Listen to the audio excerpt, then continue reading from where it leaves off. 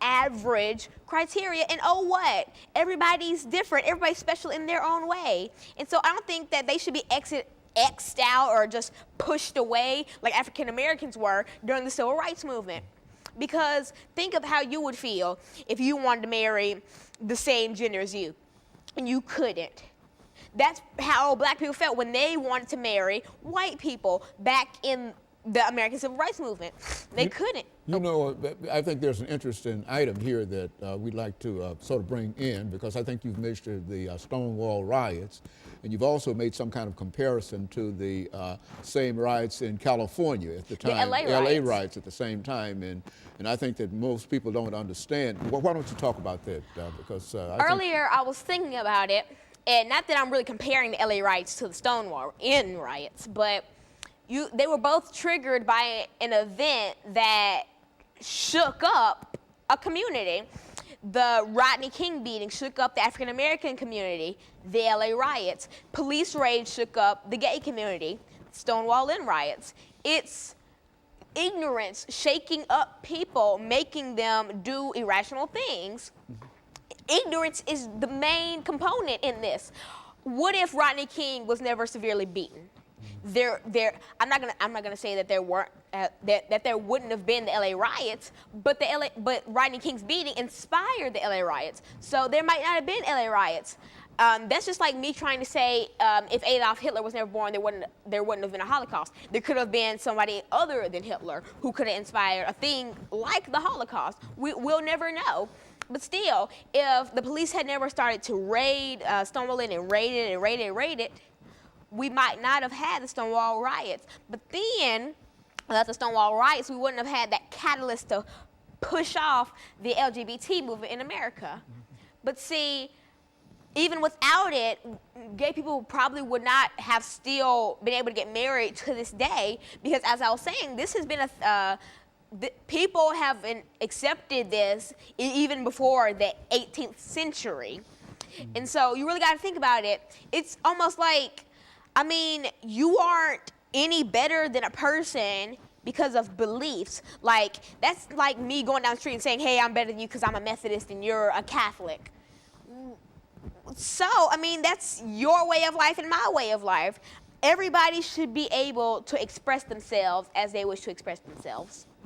And the LGBT movement is similar to bullying. I mean, you are scared to be yourself and to come out and be your true self because of how society is going to look at you.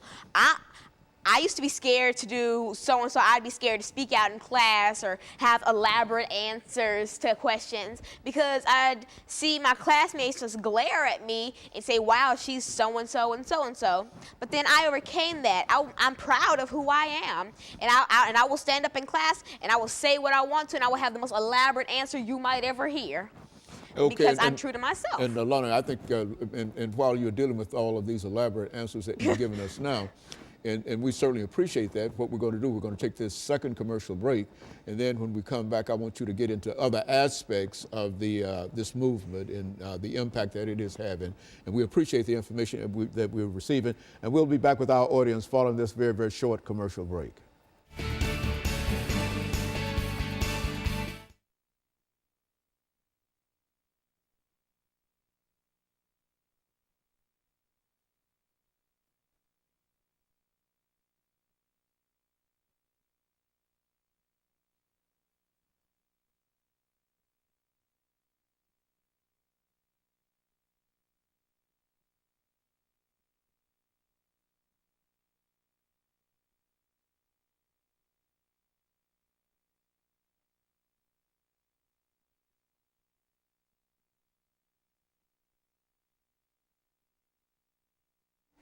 Thank you and welcome back to the final segment of the show for today.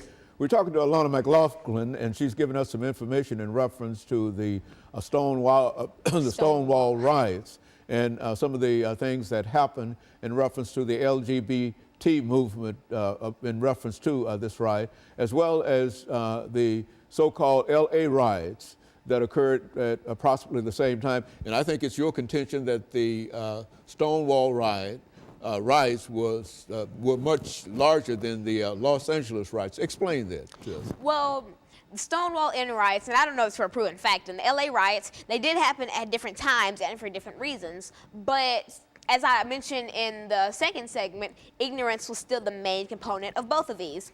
So LA riots, Rodney King was beaten, it shook up the black community, boom, there you go, LA riots. But then police start raiding gay clubs, shakes up the gay community. Boom, Stonewall Inn riots. All because of people's ignorance.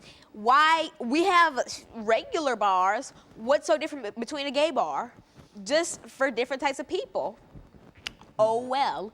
And so basically police in Greenwich Village were so ignorant to just try and raid it and scare them that started the Stonewall Inn riots. And that's the same as what I just said about the LA riots.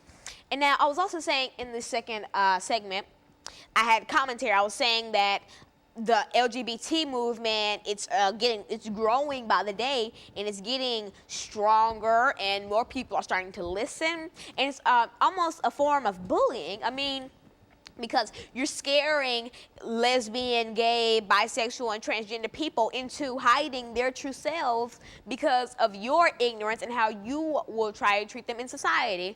I've seen stories of people who had to pretend that they weren't gay or LGBT because they wanted to get jobs or they wanted to go somewhere. And that's not a world that we should live in. We should live in a world where you're proud to be yourself. And right now, I was just thinking about the movie Imitation of Life.